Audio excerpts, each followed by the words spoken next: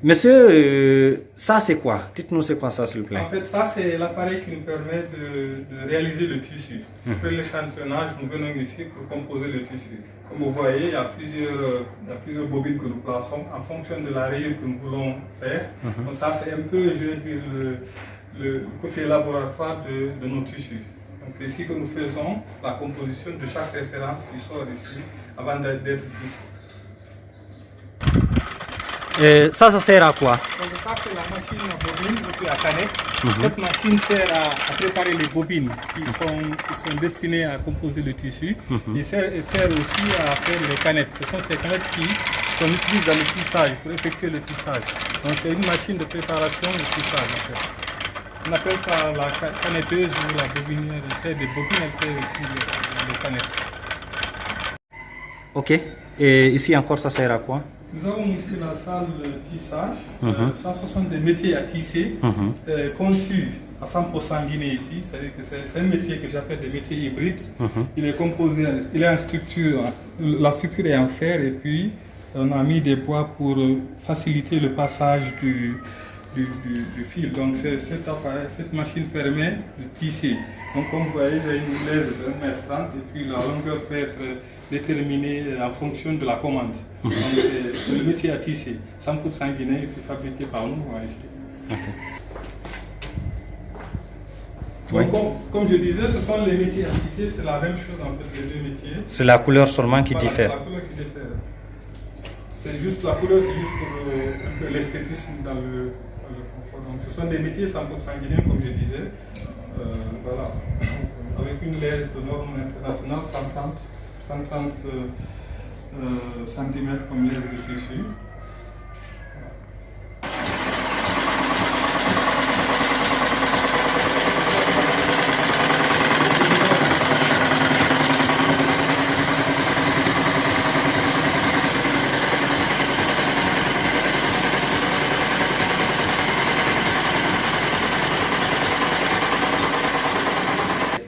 Quelle salle? Nous sommes dans la salle de confection et de finition. Le tissu, après être tissé là-bas, on le stocke ici. Voilà, vous voyez, ça, ce sont les différents tissus que nous proposons dans notre collection. Donc après, ils sont utilisés pour la confection des pièces. C'est-à-dire que nous faisons, comme nous faisons des complets africains, nous faisons des jaquettes qui sont très tendances pour les jeunes. Nous faisons des accessoires. Ce sont des sacs pour des ordinateurs, nous faisons des t-shirts, voilà. Tout ce qui est lié en fait au tissu. Donc nous faisons aussi des robes pour les femmes, voilà. Donc tout est fait ici, c'est-à-dire que là c'est la salle où on confectionne et puis on emballe en produit fini avant d'être livré au client. Ok. Expliquez-nous d'où vient cette initiative. En fait, le projet Tokora est né à l'issue d'une expérience, de mon expérience, c'est-à-dire que je suis dans cette activité depuis quelques années.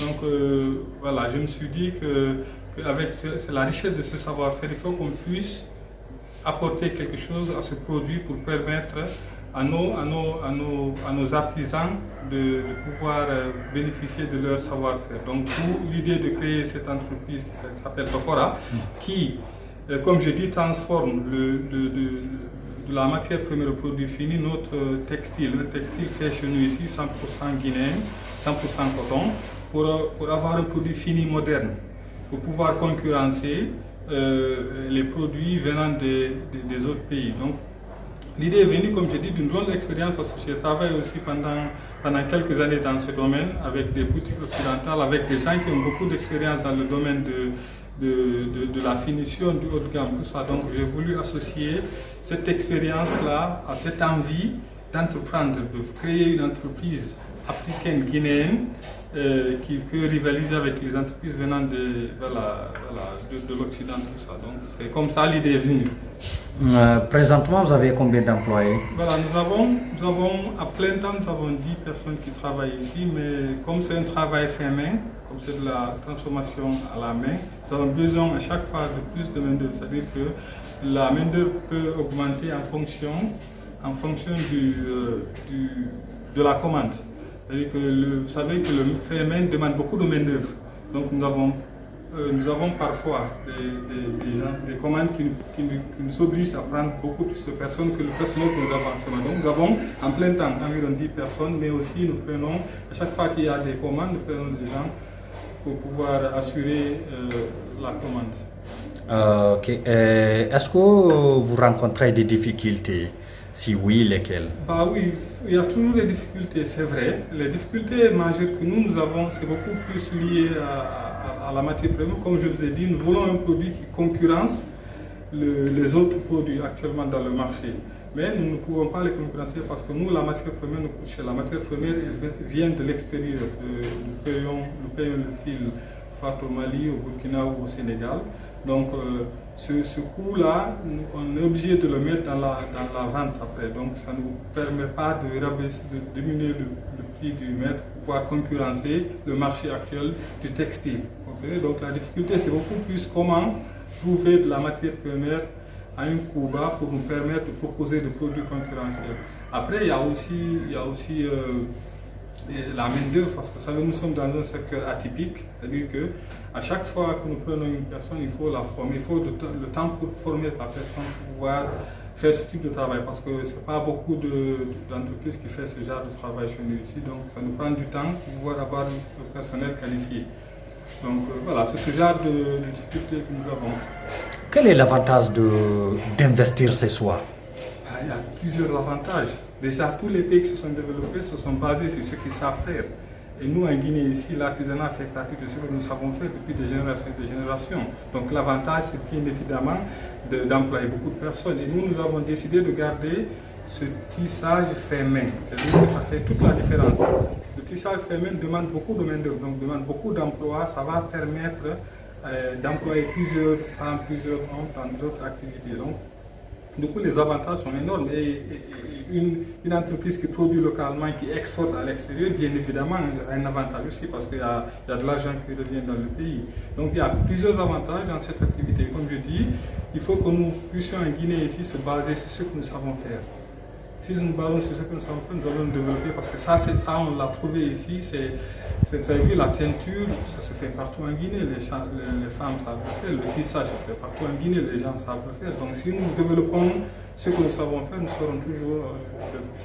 Est-ce que vous avez un message à lancer à l'endroit des jeunes qui veulent investir chez nous, alors qu'ils ont d'autres ambitions, peut-être traverser la Méditerranée, ainsi de suite, pour rejoindre l'Europe, pour chercher l'Eldorado? Je pense que moi, comme je le dis souvent, l'Eldorado est chez nous ici aussi. Il suffit d'aller le chercher. Je demande aux jeunes d'oser investir, d'oser entreprendre. Parce que l'entrepreneuriat déjà, c'est compliqué. Ça, il faut le savoir tout de suite. Mais le résultat, il est aussi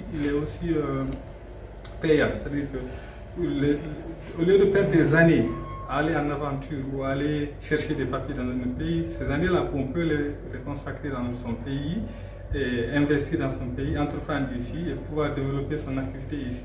Alors, je crois que la solution, comme je le dis, la solution, elle n'est pas loin, elle est chez nous ici. La réussite ou l'intelligence ou la richesse n'a pas de couleur de peau d'origine. C'est-à-dire qu'il faut travailler. La différence entre nous et les autres, c'est qu'ils travaillent, ils se mettent au travail très tôt. Et nous, si on le fait aussi, on a des qualités, on a des choses qu'on peut vendre vraiment en Guinée ici, qui peut permettre aux jeunes d'avoir vraiment de l'emploi et puis de la richesse, de créer de la richesse. Voilà. Si quelqu'un veut vous joindre, comment est-ce qu'il peut faire? Voilà, vous êtes joignable? Voilà, nous sommes joignables sur Facebook avec le nom Tokora, sur Instagram avec le nom Tokora 20, mais aussi sur WhatsApp avec le 622 87 53 75 avec l'indicatif de la Guinée, bien évidemment. Nous sommes aussi joignables par mail à l'adresse tokora20@gmail.com. Ok, vous êtes où? Votre entreprise est située où? Nous sommes situés à Sanoya, dans la préfecture de Koya. Voilà, donc, tout près de Conakry.